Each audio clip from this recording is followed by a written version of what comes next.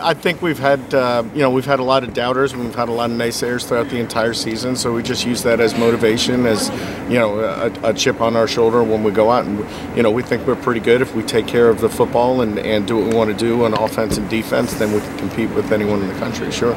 Coach, I know last week you talked about taking the next level. What did that win mean for your program? Well, I think if you look at it on paper and you look at the numbers and the stats and all that stuff, and I think probably one of the most significant wins in our program history, I think if you look at it from that perspective, I think the guys in the locker room, the guys on our team, knew what was capable, what we could do if we took care of our business, made sure that we didn't turn the football over, and we got some from them, and really kind of made it a little bit more of an ugly type of game, and made them earn every yard that they had to get. Did you guys have a chip on your shoulder? I mean, I think D3Football.com didn't even have you guys in the top 25. I mean, so just sort of unranked, taking on the third, fourth ranked team in the nation. Did you come in there with a chip on your shoulder? Well, the thing about rankings is that a lot of those things, they're on paper.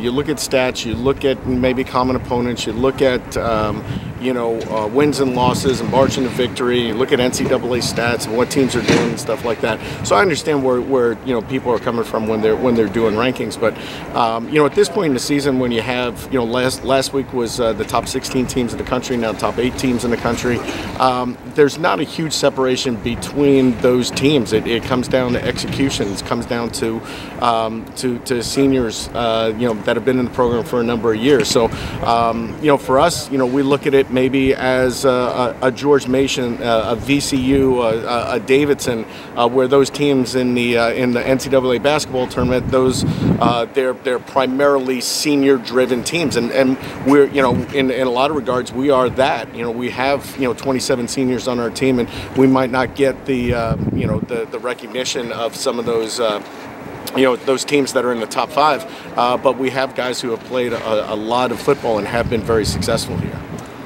You're going up against a team that 650 yards of offense last week. This defense, as you mentioned, 5 turnovers against Rockport last week. Can your defense play even better?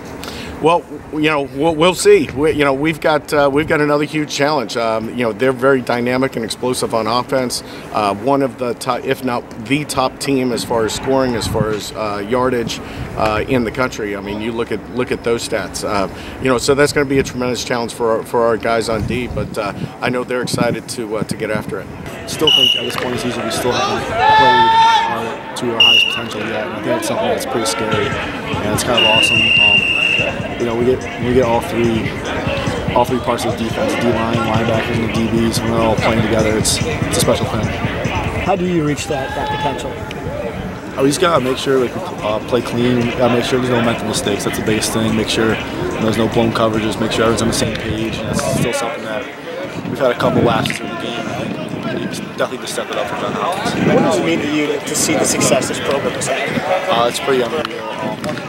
It was definitely something that if I didn't come back, I'd be kicking myself, not be part of this. And just the senior class is definitely a special class, and it's awesome to see all the success that we have from all the work that we put in.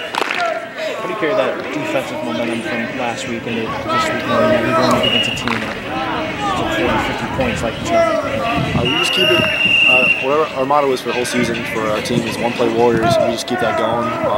Every single play like your last play. I think that's something that we're pretty good at. No matter if something bad happens or something good happens, we know the next play is a new play, and we just reset it every time. Something we've been talking about with a lot of the other guys that we've talked to is confidence level. You guys went up against number 3 team and beat them, and what does that do to your confidence? Like, do you even have an underdog mentality? Did you have one for that game? Like, do you feel like you could play with anybody, beat anybody? We always kind of have that underdog mentality coming into games, no matter if we're a favorite or the actual underdog. We don't let too much of the outside stuff get to us, but we love it. We love being doubted, and we love going out there and just flying around and hitting people. That's what we do.